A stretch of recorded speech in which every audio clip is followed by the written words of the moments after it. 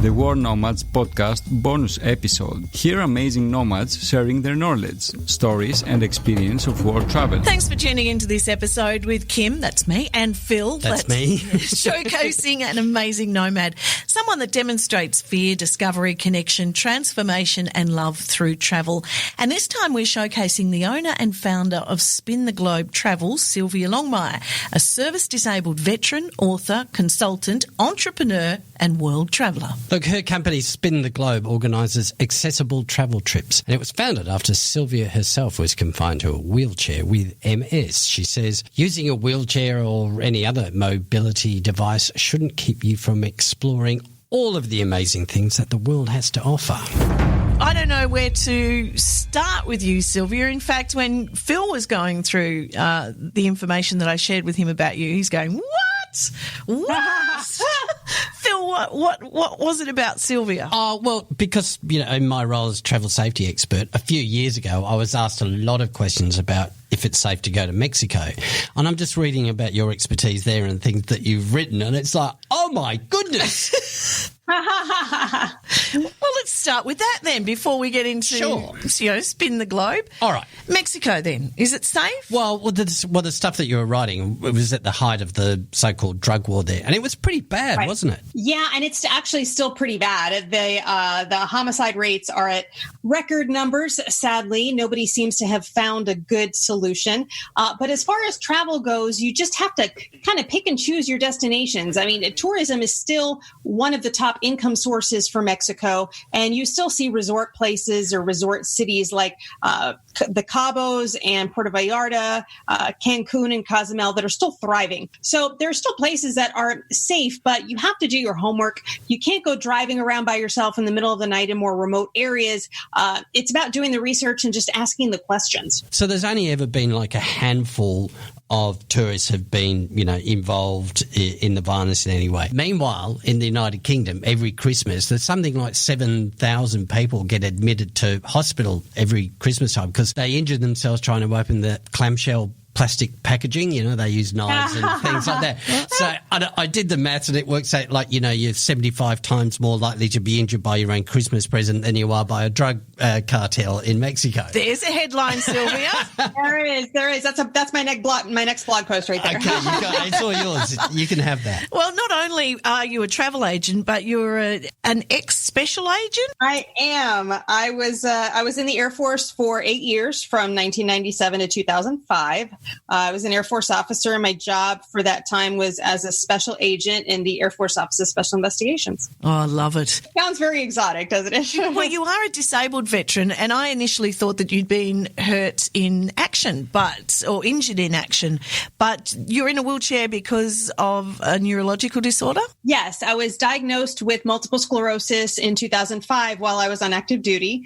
So if you develop a chronic illness or any kind of condition that you're no longer fit for service, then they consider that service connected. So that's why I was medically retired from the Air Force with my rank at the time, as opposed to being separated. Were you disappointed by that?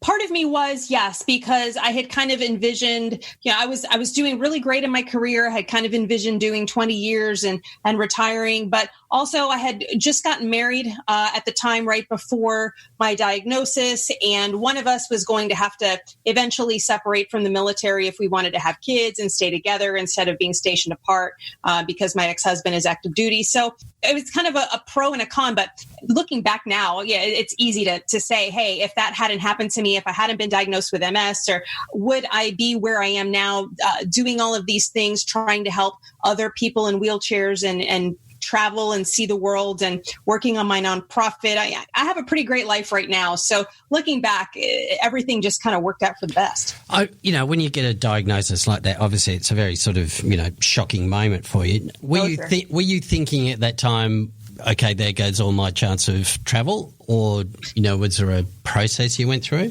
Well, there's always a process, and travel wasn't even on my scope at the time. Everybody who deals, I don't want to say everybody, that's too general, but a lot of people who deal with a diagnosis of a disease, especially something that's chronic, long-term, and incurable like MS, goes through the grieving process, just as if somebody that they love died. You go through the denial and the anger and the sadness and eventually the acceptance. Now, I was fortunate, and I'll put that in quotation marks, in that my MS diagnosis took 2.5 years to come about. And that's typical of MS. You have to go to the doctor and have so many symptoms looked at and so many tests done. It can take a really long time to diagnose. So my first symptom, I lost vision in one of my eyes for about 2 months. It was highly indicative of developing MS later on.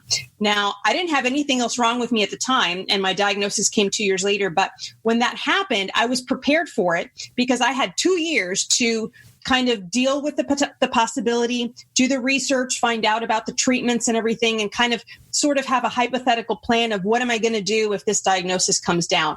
Not everybody has that luxury. So yes, it was a shock. And yes, it kind of turned my world upside down when the retirement happened and I had to move and I was no longer active duty, but I figured it out. And a lot of people are able to do that. Tell us about creating Spin the Globe. Well, after, I was diagnosed in 2005. I was married for 10 years and I traveled a lot before I got married. I traveled a lot when I was on active duty, and I started traveling by myself when I was on active duty because I didn't want to sit around and wait for somebody else to either have the time or their money to do that.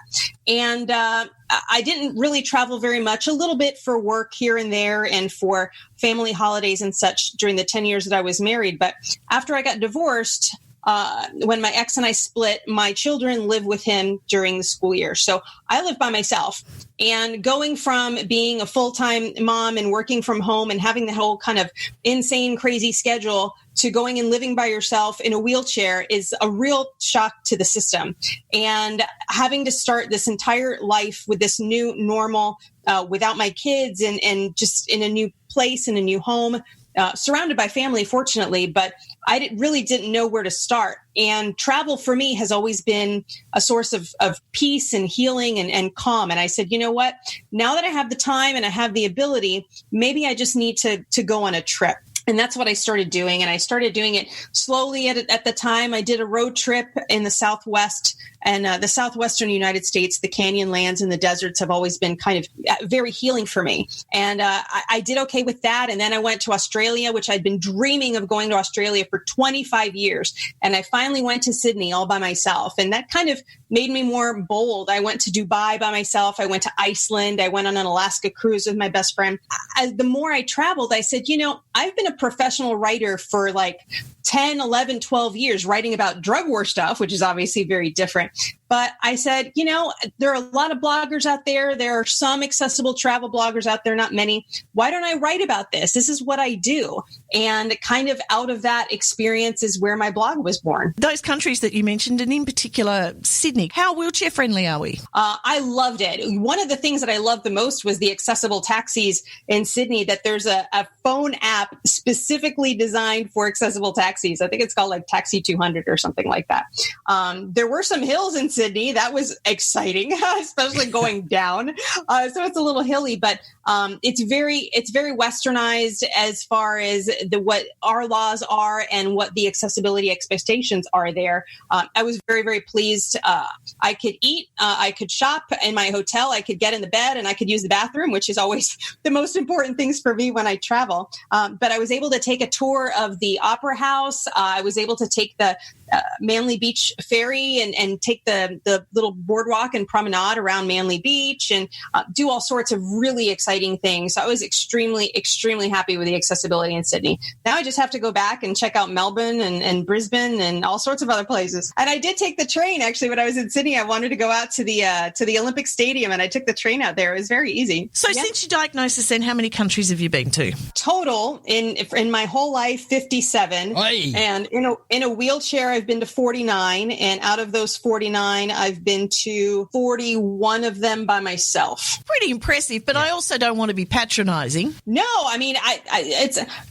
I don't want to say that I'm a country collector or anything, but I got to take a look at it from the American perspective. So just like you guys, we're a big country, and I think it's hilarious how some people don't know how big Australia is, and they think that they can go from Sydney to Uluru on like a day trip. Yeah, right. Really? Yeah. Well, Good luck. we're roughly the same size as you guys. So, and a lot of people in the Midwest that either don't have the money or it's just too expensive. You have to fly everywhere, and we don't have a good rail system. So you have people who are living, especially in the Midwest, who have never left their home state because it's just too expensive and it's too far. They've never seen the beach. They've never seen the ocean in person. So given at least from the American perspective and where we put a priority on travel, and if you've got kids, it's really expensive.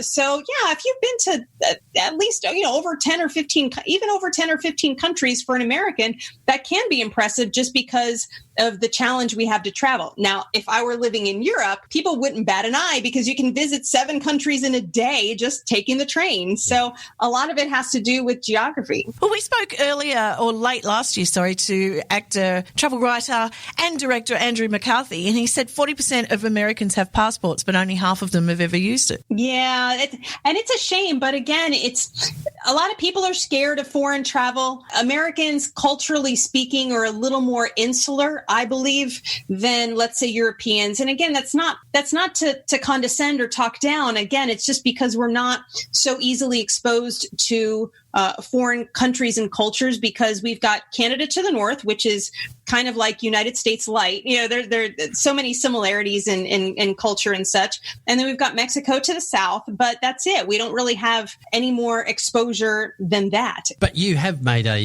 another leap as well, in a way, by becoming a travel agent. How did that come about? It wasn't my idea. Like most amazing things that have happened in my life, somebody else just kind of gave me the idea, and fortunately, I was able to kind of grab onto that idea and turn it into a really good opportunity. I was at my first travel travel blogger conference in Huntsville, Alabama, and this was like almost 3 years ago.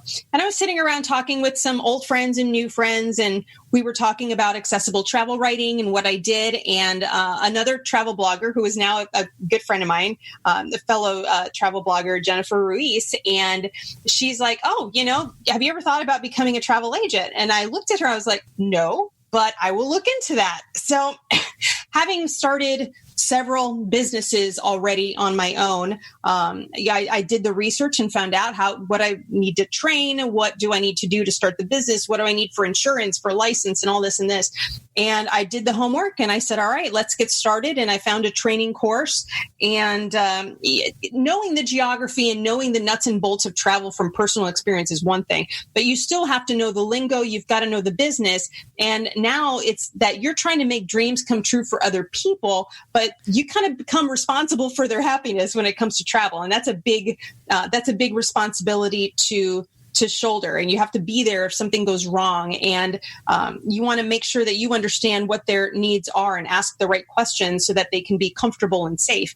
Because arranging a honeymoon for 2 young and healthy and fit people is a totally different story from arranging a birthday cruise for somebody who's a quadriplegic or needs oxygen or needs other mobility equipment to make sure that they're safe. But I was down for the challenge, and it's been really amazing. It's been over 2 years now that I've had my own agency, and I love working with my clients, and when they come home and seeing that they had a good time, and it's really, really rewarding experience. Yeah, look, it must be super complicated organising accessible holidays for people. It must get really, really complicated. It is, simply because everybody's needs are totally different. And it's not that much of a stretch because everybody likes to vacation differently. Everyone has different tastes. You have some folks who are really laid back, and as long as they have a bed and a bathroom, they're totally okay. And you have other folks that have very discerning tastes and like something a little more luxurious, or want to make sure they're on a certain floor or a certain side of the building, or I would say that just that the needs are unique. Are providers getting better at it? Slowly. I love to cruise. It's my favorite way to travel. And I'm noticing that the cruise lines are advancing a little more quickly than other parts of the travel and tourism sector. Hotels are the second most infuriating because, at least in the United States, we have laws. We have the Americans with Disabilities Act that have certain requirements for grab bars and the way that showers where the seating has to be, and you have to be able to reach the shower controls, and the doorways have to be so wide. But if something is not regulated by the law or dictated by the law, then the hotels generally don't go out of their way or go above and beyond to make that happen. So for instance, furniture is not part of the law. So they don't bother to pay a wheelchair user to go through their property and tell them, oh, by the way, this wheelchair user can't reach the window to close the blinds because you put a huge heavy couch in the way, or I can't reach the light switch or the temperature control. I can't get around the bed because there's no space. None of that is dictated by the law. So even though a hotel says it's ADA compliant or accessible, I would say that 50%, if not more, between 50 to 70% of the time, I can easily find a violation of accessibility laws in hotel rooms across the country. So, and then I don't even want to talk about airlines because we don't have that much time for me to get into a rant about airlines and wheelchair damage. When you say the word violation, it made me shudder. Just knowing that you're a special agent. So to pass on your knowledge, that means you have to keep traveling. What are your plans? What are your next destinations? Well, I'm saving some money because I'm taking my children on a couple of big trips next summer. My kids are now 11 and 9, and we went on 5 trips this past summer, and they're just amazing to travel with. Hey, that's a pretty awesome wheelchair I see in some photos of you. Yeah, I've had it for a little over a year, and I was actually a brand ambassador for the company for a couple of months. And I regularly torture and put that chair through the ringer. It's a sturdy, strong, loyal little chair. It wasn't cheap, but I did my research, and I need to know that I can rely on my chair, especially traveling solo for safety reasons. I need to make sure that the battery is going to last, that it's not going to die out on me, that I'm not going to have pieces that are falling off or flying out. My chair is my lifeline. It's my legs, and I needed to get me through that destination. I'm just imagining the salesperson that you were talking to. You didn't stand a chance.